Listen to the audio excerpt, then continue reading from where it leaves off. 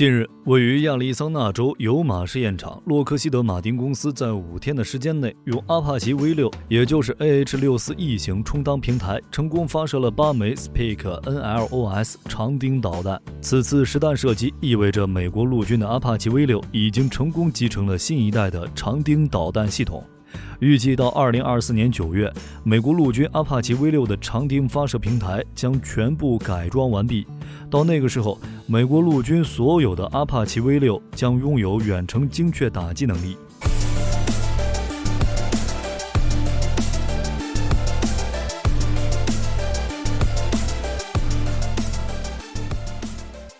对于美国陆军的对手来说，这实在不是什么好消息。但对于其盟友来说，武装直升机拥有50公里的精确打击能力，绝对是具有里程碑式意义的一次突破。此次发射的是拉斐尔公司推出的新的 Spike NLOS 非直瞄导弹，属于长钉家族的第6代。该弹从直升机发射的有效射程可达50公里。本来就具有低空优势的阿帕奇，现在又多了至少50公里的精确火力范围。如果以这种方式对敌方雷达发起进攻，要比之前容易得多，而且还更安全。最重要的是，这种打击手段暂时还没有破解的办法，所以如果不出意外的话，在低空50公里射程的范围内，阿帕奇家族注定又嚣张一段时间了。早在2019年，美国陆军就启动了超远程精确弹药项目。和以往的复杂挑选过程不同时的是，这一次美国陆军一眼就相中了长钉，或者说是长钉非直射型，在国际军贸市场上大放异彩后，勾引美国陆军起了远程精确弹药计划的念头。两者可能是先有萝卜后有坑的关系。之前阿帕奇试射的长钉非直射型反坦克导弹是长钉家族的5代产品，与长钉 LR 和长钉 ER 相比，该型导弹全重增加到了70公斤，弹长达 1.8 米，地面射程超25公里。新型串联式战斗部最大破甲深度可达到1400毫米，这个穿甲厚度足以击穿任何现役主战坦克的正面装甲了。在当时，由于阿帕奇的长弓火控雷达探测距离只有16公里，为了满足第5代长钉导弹的射程需求，阿帕奇不得不加装一根专门控制长钉导弹的数据链天线。经过多次测试，到了2021年7月，美国陆军阿帕奇 V6 发射第5代长钉的有效射程第一次突破了32公里。值得一提的是，这个距离已经超过了第5代长钉的最大射程。前几天，阿帕奇 V6 发射的是长钉的第6代，在这型导弹没有问世之前，拉斐尔公司的工程师宣布，第6代长钉有效射程可达50公里，一个操作员就能操作发射4枚导弹。当时很多人认为这位工程师是在吹牛，现在看来，集成至阿帕奇的长钉第6代，最起码有效射程上完全符合了拉斐尔公司此前的预期。前有第5代长钉的射程被放大，现在6代的射程也被增加，于是就有人这样评价阿帕奇，说它不仅是美国陆军的低空霸主，还是长钉反坦克导弹的威力放大器。对此评价，火力军客观说一句，阿帕奇确实很强，但也不是只有它才能提高长钉的射程，几乎所有导弹以空中平台发射，有效射程都会增加。所以阿帕奇是导弹威力放大器的这一称号并不完全准确，甚至有刻意吹捧的成分。但不管怎么说，阿帕奇备受大家关注，归根结底是因为它的性能综合几乎没用弱点。不过在这儿也产生一个问题，那就是阿帕奇究竟是生来就很强大，还是通过后天的养成呢？我们接着来看。2019年，美国陆军在启动远程精准弹药计划的同时，还将自己的阿帕奇机队全部升级到了 AH-64E-V6 的标准。在 AH-64E 的基础上，又强化了武装直升机的态势感知能力，增强了武装直升机与无人机协同作战的能力，发射和控制蜂群无人机作战的能力等等。2023年，新版 AH-64E 阿帕奇攻击武装直升机成功试飞。波音公司在一份声明中提到，2021年12月，他们就和美国陆军签订了 AH-64E为 6.5 版攻击直升机的生产合同。为 6.5 版本，是 AH-64 阿帕奇家族的最新型号。波音公司在2023年度美国陆军协会博览会上对外公布新型阿帕奇 V6.5， 配备通用电气 T901 发动机，这是陆军改进型涡轮发动机，旨在替代阿帕奇和 UH-60 黑鹰通用直升机的动力系统。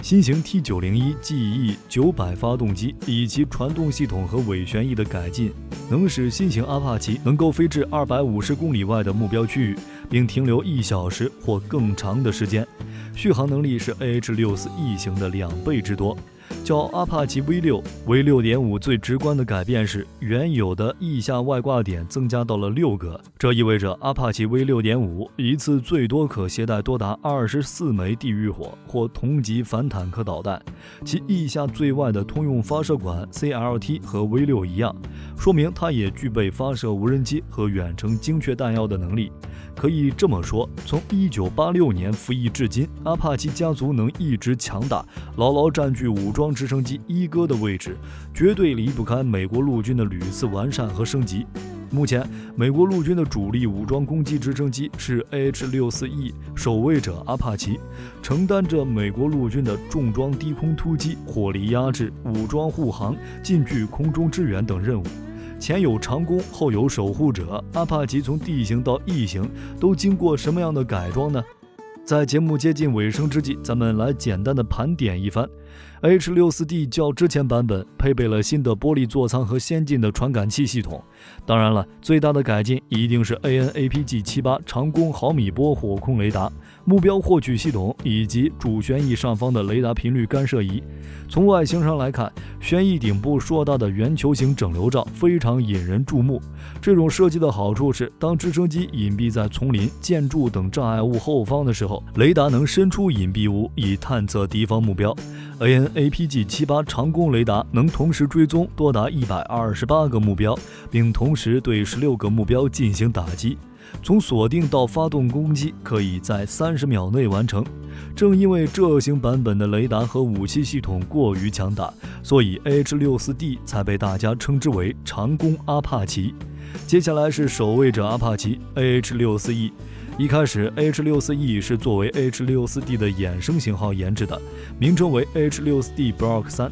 但是到了2012年的时候，美国陆军发现 Block 3型号的阿帕奇直升机整体性能上升了一个很大的阶段，所以干脆就把 Block 3型直接升级成了 H-64E， 并称之为守卫者阿帕奇。H-64E 配备性能更强大的 T700 GE701D 型发动机，并升级传动装置，采用新型数字网络通信系统、联合战术信息分发系统。这个时候的 H-64E 多了一项此前所有阿帕奇都不具备的能力。简单来说，就是它可以作为无人机打击群的核心中枢，搭载并指挥无人机对目标发动攻击，也可以理解为无人机低空航母。